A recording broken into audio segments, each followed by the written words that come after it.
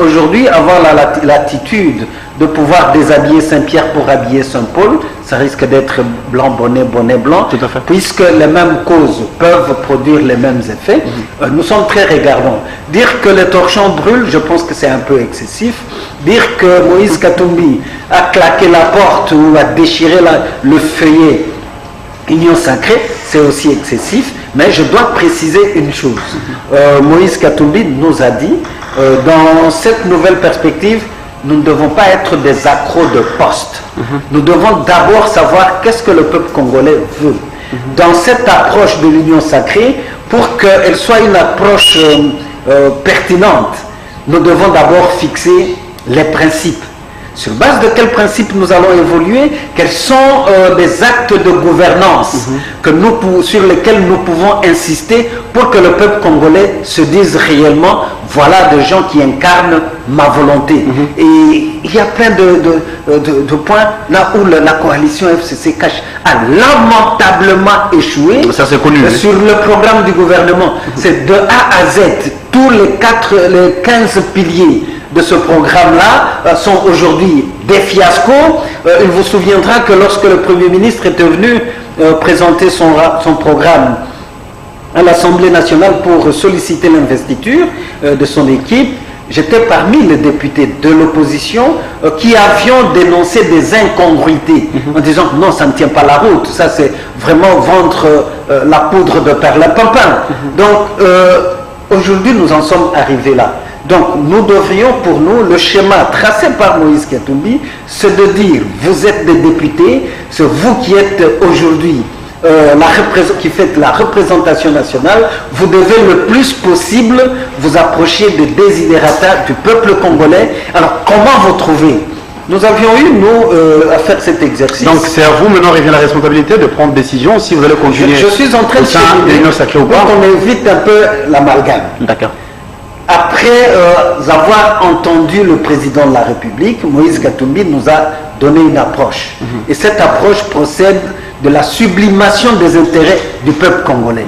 Et il nous a chargé de préparer un cahier des charges, c'est-à-dire les axes prioritaires de gouvernance que nous croyons être utiles pour répondre aux desiderata du peuple congolais. Tout à fait. Tant sur le plan de la sécurité que sur le plan de l'économie, des finances et de la reconstruction et du social et culturel. Sur tout ce plan-là, nous avons peaufiné un cadre, donc des termes de référence de actions prioritaires. Alors, lorsque il a eu avec d'ailleurs un autre membre de notre famille Lamouka, le président Jean-Pierre Bemba, a rencontré le président de la République. Ils ont voulu placer d'abord les axes prioritaires au devant. Parce qu'aujourd'hui, entre nous, que la vérité soit dite, l'Union Sacrée est encore une nébuleuse. Absolument. Il faut la constituer, il faut savoir avec qui vous faites partie. J'avais dit ici, blanc, bonnet, bonnet blanc, les mêmes causes vont produire les mêmes effets. S'il faut replâtrer vraiment la coalition FCC cache pour embobiner ou endoctriner ensemble pour la République, nous ne sommes pas preneurs. Ça, il faut que les choses soient claires. Donc on peut dire ici que... Donc il faut, c'est question aussi de crédibilité. Vous êtes déjà frustré du fait qu'il y a des adhésions. C'est là qui vient du FCC. S'il vous plaît mon cher ami, nous ne sommes pas frustrés. Il n'y a pas de raison que d'être frustrés. Nous sommes des responsables et nous devons assumer des choix politiques que nous faisons. Nous disons ceci. Le président de la République a dénoncé, c'est pas nous, a dénoncé son accord avec FCC. Ouais. Bon, nous avons cru qu'il est sincère et nous continuons de croire qu'il est sincère. Okay? Et cet accord-là ne va pas privilégier les intérêts du peuple congolais et du Congo. Bon, si nous devons rentrer encore dans le même moule de FCC cash que tel que vous veniez de rappeler, quelqu'un a dit c'est l'élargissement à d'autres politiques, donc moi je crois que ça devient grave. Ça devient grave, je ne prête pas des intentions au président de la République, mais mes électeurs de la Lukunga, ceux qui ont suivi, ils m'ont beau appelé pour dire non, finalement ça risque d'être quoi? un marché de dupes. Pourquoi?